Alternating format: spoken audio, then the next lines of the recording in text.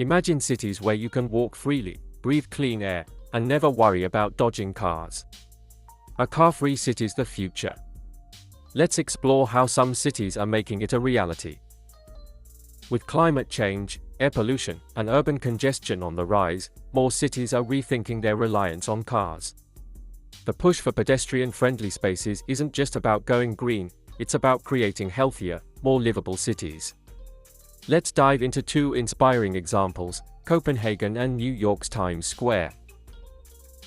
Copenhagen is often seen as the gold standard for car-free urban living. It all began in 1962 when the city closed off Strøget, one of its main streets, to cars, transforming it into one of the longest pedestrian-only zones in Europe, stretching 1.1 kilometers. At the time, many were skeptical. Critics argued that banning cars would harm businesses. But the opposite happened, foot traffic increased, and so did sales. Fast forward to today, and Copenhagen boasts 96 kilometers of pedestrian streets and 385 kilometers of bike lanes. In fact, over 62% of the city's residents commute by bike daily. The city's bold goal? To become completely carbon neutral by 2025.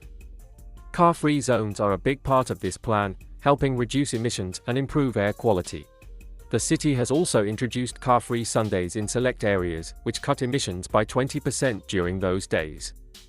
Copenhagen's transformation shows how reclaiming streets for people can lead to cleaner, healthier, and more vibrant urban spaces. New York City may seem like an unlikely candidate for car-free spaces, given its reputation for traffic congestion. But in 2009, a bold experiment began, closing off parts of Times Square to cars. The initiative started as a pilot project to reduce accidents and ease congestion. To everyone's surprise, it was a massive success. Pedestrianizing Times Square freed up 2.5 acres of space previously dominated by cars. This project turned one of the busiest intersections in the world into a pedestrian haven, attracting around 400,000 visitors daily. Traffic accidents dropped by 40%, and injuries to pedestrians decreased by 35%. Businesses thrived as foot traffic soared, showing that prioritizing people over cars can lead to both safer streets and economic benefits. Today, Times Square is a case study in urban design, proving that even car-centric cities can reimagine their spaces. New York is now exploring further pedestrian zones, inspired by the success of Times Square.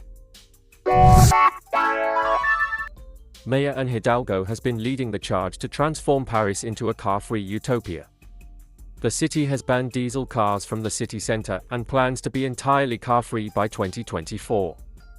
Paris has added 1,000 kilometers of bike lanes and introduced car-free days, which have seen up to 50% reductions in nitrogen dioxide levels. In a radical move, Oslo removed nearly all parking spaces from its city center in 2019, replacing them with bike lanes, parks, and pedestrian zones. The result? A significant drop in carbon emissions and a 10% increase in local retail sales. Colombia's capital is famous for its Ciclovia program, which closes 120 kilometers of streets to cars every Sunday, allowing millions to bike, walk, or skate freely. This initiative, started in the 1970s, has become a model for car-free days worldwide.